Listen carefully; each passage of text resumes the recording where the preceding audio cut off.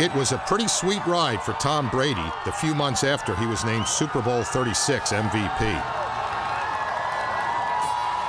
He did the Disney thing, was a judge at a beauty pageant, appeared on the cover of Sports Illustrated, and was named one of People magazine's 50 most beautiful people. So when he sat down with me in May of 2002, I decided it was time to knock America's sweetheart off his high horse.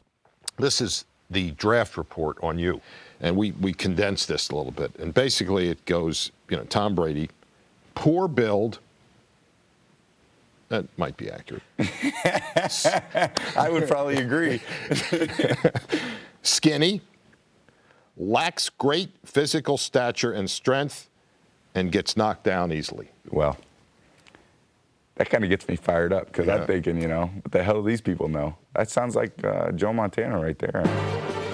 When people tell you, hey, you can't do this, and you keep overcoming that, you build this confidence in yourself and this belief in yourself that even when nobody else believes in you, that I'm still going to do it because I don't give a shit what you say, but I know what I can do, and I've done it. Brady began doing it at California's Sarah High.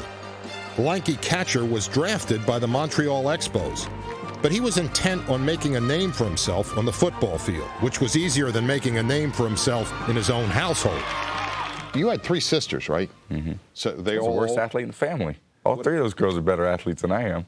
Well, that must have been kind of tough. I was always a little brother. Well, how do you feel about your sisters playing baseball? I don't care. You're Maureen's brother. You're Julie's brother. And when I was a freshman in high school, I wrote an essay about what it's like to be a baby brother. And I was like, people always refer to me as a baby brother. So maybe one day, I want my sisters to be referred to as, that's Tommy's sister.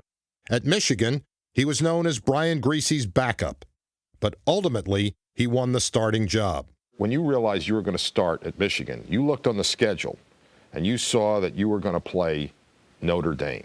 Yeah. Then what did you do? Well, it was probably right around when Rudy came out. It's probably his touchdown Jesus, and this Notre Dame, this kind of aura of Notre Dame. And I'm thinking, I'd never been to the stadium. There was a wedding in Chicago that I was a part of. So on the way back from Chicago to Ann Arbor, I was like, I drive by and see signs for South Bend. And I'm thinking, okay, I'm going to just stop in. I'd love to see what it's like. So when I go down there and run on the field for the first time, it's not the first time I'm getting used to the environment. So I pull up. It's a Sunday afternoon. So I walk around. Sure enough, halfway around, there's a gate that's unlocked. No one's in the stadium. I don't see anyone. I don't hear anything. All I see is a bunch of no trespassing signs. I just kind of took it all in. I walked up in the top of the stands and kind of walked down, stood on our sideline, stood in the middle of the field real quick. Kind of ran across. And it was cool. Yeah. And so I'm walking back out to the gate that I walked in, and I guess someone had come into the stadium because they had unlocked the gate and then fastened the 2 sides of the gate together. So I'm thinking, I'm locked in the friggin' stadium. It's 6 o'clock at night. My car's sitting out there in some illegally parked zone. I'm thinking, I'm playing here in a month. I'm going to be on SportsCenter, breaking into the stadium. Brady eventually escaped from Notre Dame Stadium and somehow found his way into NFL stadiums. And when Drew Bledsoe went down with an injury in 2001, the 199th player taken in the 2000 draft became a starter. Talk to me about your favorites, because just talk to me about under. Love under, okay. I like sticks. Okay. I like double seam. I All like right. 10 seam. You just want to throw so you can get on TV, huh? Brady seemed perfectly at home in front of the camera. And like any good TV star, he quickly won over his audience. And Foxborough loves Tom Brady.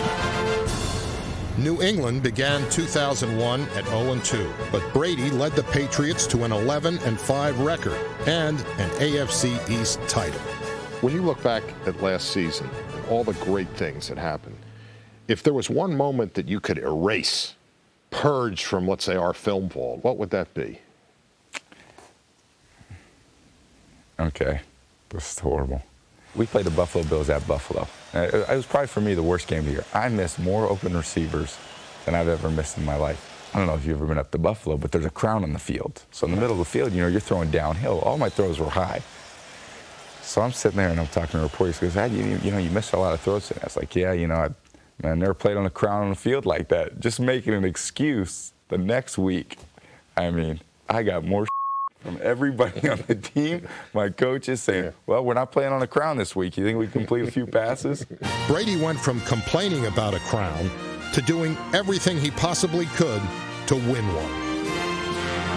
Snap to Brady. 8 straight victories put the Patriots in the Super Bowl. And he's in.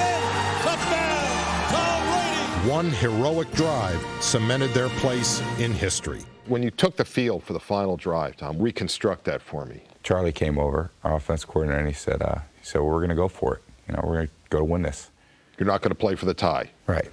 It's just as I'm running on the field, Charlie kind of grabs me. He says, hey, you know, if there's a bad play, we can run out the clock. You know, just, you know, be careful with the ball. So I took about 3 more steps, and Drew was right behind me. He goes, hey. And he goes, F that. He goes, go out there and sling it. So I run on the huddle. You know, I started jumping around and said, all right, guys, let's go win this thing.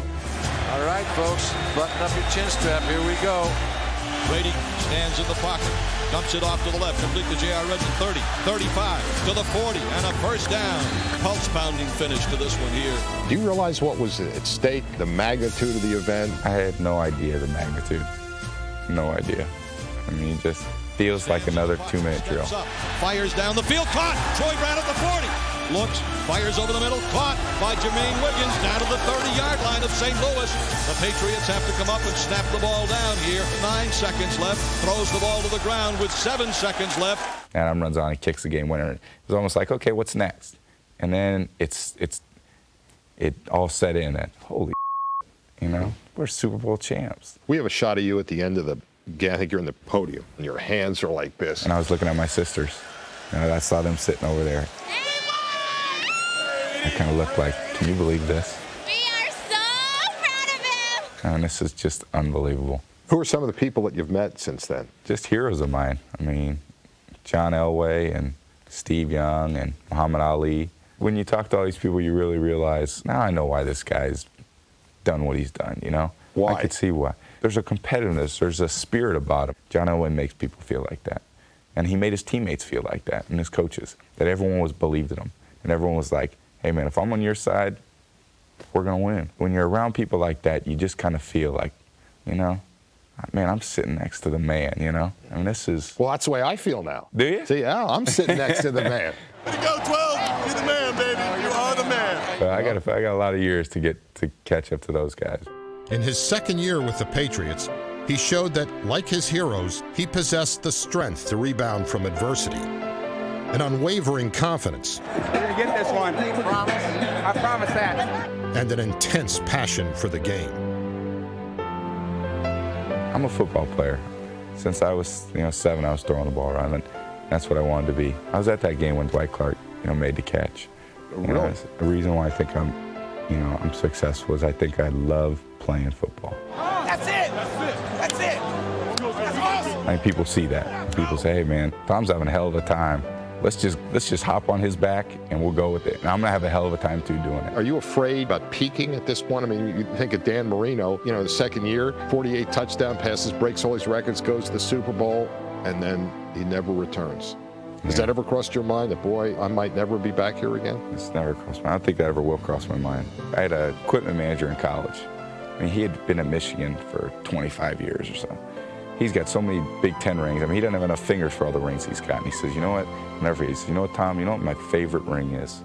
And I said, which one's that? He goes, the next one. And that's what I think, the next one. That's my favorite.